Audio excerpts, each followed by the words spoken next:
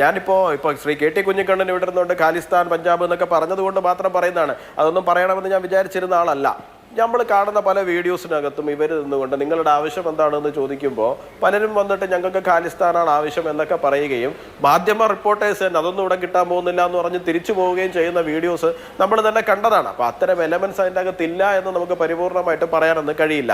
പിന്നെ രണ്ടാമത്തൊരു കാര്യം, ശരിയാണ്, കർഷകർക്ക് കൃഷിക്കാർക്ക് അവർക്ക് ന്യായമായിട്ട് ലഭിക്കേണ്ടത് കിട്ടുക എന്ന് പറയുന്നത് ഒരു ഔദാര്യമൊന്നുമല്ല, അവരുടെ അർഹത തന്നെയാണ്. ശ്രീ ശബരിനാഥൻ തന്നെ കുറച്ചു നേരത്തെ പറഞ്ഞതുപോലെ തന്നെ 86% കർഷകരും ചെറുകിട കർഷകർ അല്ലെങ്കിൽ ചെറിയ രീതിയിൽ കൃഷി ചെയ്യുകയും അവരുടെ ഉൽപ്പന്നങ്ങൾ മാർക്കറ്റുകളിൽ എത്തിച്ച് വിൽക്കുകയും ചെയ്യുന്ന കർഷകരാണുള്ളത്. ആ 80-90% കർഷകരും അവരുടെ കൃഷിയിടങ്ങളിൽ ഇപ്പോഴും മാന്യമായി കൃഷി ചെയ്ത് തന്നെ മുമ്പോട്ട് പോകുന്നുണ്ട്. 13 മാസം ഇന്ത്യയിലെ കൃഷിക്കാർ മുഴുവൻ സമരത്തിലായിരുന്നു എന്ന് പറയുന്നുണ്ട്. ഇന്ത്യയിൽ എവിടെയെങ്കിലും വില ഉയരുന്ന സാഹചര്യം ഉണ്ടായിരുന്നോ? ഇല്ലല്ലോ. എന്തുകൊണ്ടാണ്? കാരണം ആ കൃഷിക്കാർ മുഴുവനും കൃഷിയിടങ്ങളിൽ ഉണ്ടായിരുന്നു. ഒരു 8-10% വരുന്ന അല്ലെങ്കിൽ അതിലും താഴെ വരുന്ന കുറച്ച് ആൾക്കാർ BMW ബെൻസിലുമായിട്ട് വന്ന് ചെയ്തിരുന്ന ഒരു സമരമാണ് കുറെ കാലങ്ങളായിട്ട് ഇന്ത്യയിൽ ഇപ്പം നടന്നുകൊണ്ടിരിക്കുന്നത്. ഓക്കെ, ഇനിയിപ്പോൾ ഫാം ലോസിന്റെ പേരിൽ ഇനിയിപ്പോൾ ചാട്ട് മേഖലകളിലൊക്കെ പ്രശ്നം ഉണ്ടെന്നുണ്ടെങ്കിൽ ആ പ്രശ്നത്തിന് നമുക്ക് കൃത്യമായിട്ട് അഡ്രസ് ചെയ്യപ്പെടേണ്ടതുണ്ട്. അതുകൊണ്ട് തന്നെ ആ ഫാം ലോസ് പിൻവലിക്കുന്ന സാഹചര്യം ഉണ്ടായിരുന്നു. അങ്ങനെയാണെങ്കിൽ യുവരാജ് 90% കർഷകരും അനുകൂലിച്ച 10% കർഷകർക്ക് മാത്രം എതിരഭിപ്രായം ഉണ്ടായിരുന്ന 3 നിയമങ്ങൾ, പാർലമെന്റ് പാസാക്കിയ 3 നിയമങ്ങൾ പിന്നെ എന്തിനാണ് പിൻവലിച്ചത്? പ്രധാനമന്ത്രി തന്നെ പിൻവലിക്കുന്നതായി പ്രഖ്യാപിക്കുന്നു എന്ന് പറയേണ്ടി വന്നത് എന്തുകൊണ്ടാണ്?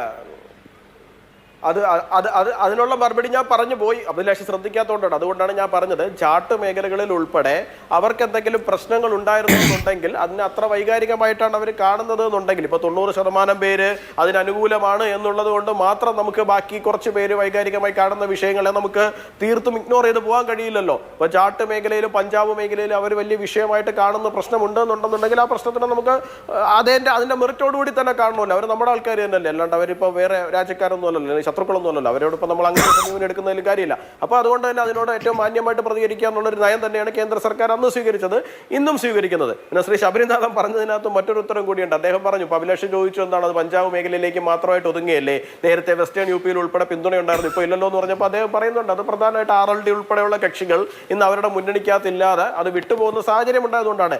അതിൽ നിന്ന് തന്നെ വ്യക്തമാണ് ഇതിനകത്ത് ഒരു പരിധി വരെ ഓർഗനൈസ് ചെയ്ത് കൊണ്ടുവരുന്നത് ഒരു രാഷ്ട്രീയ പ്രേരിതമായ ഓർഗനൈസിങ് ഇതിൻ്റെ അകത്ത് ഈ പറയുന്ന സമരത്തിന്റെ പുറത്ത് നടക്കുന്നുണ്ട്. കാരണം അതുകൊണ്ട് തന്നെയാണ് ഇനിയിപ്പോൾ ഈ നോട്ടിഫിക്കേഷൻ വരാൻ വേണ്ടിയിട്ട് എത്ര ദിവസം ഉണ്ടാവും? ഒരു മാസം പോലും ഉണ്ടാവുമെന്ന് ഞാൻ വിചാരിക്കുന്നില്ല. 10-15 ദിവസങ്ങൾ ഉണ്ടാവും നമ്മുടെ ഇലക്ഷന് നോട്ടിഫിക്കേഷൻ വരാൻ വേണ്ടിയിട്ടെന്നാണ് എൻ്റെ ഒരു കാൽക്കുലേഷൻ.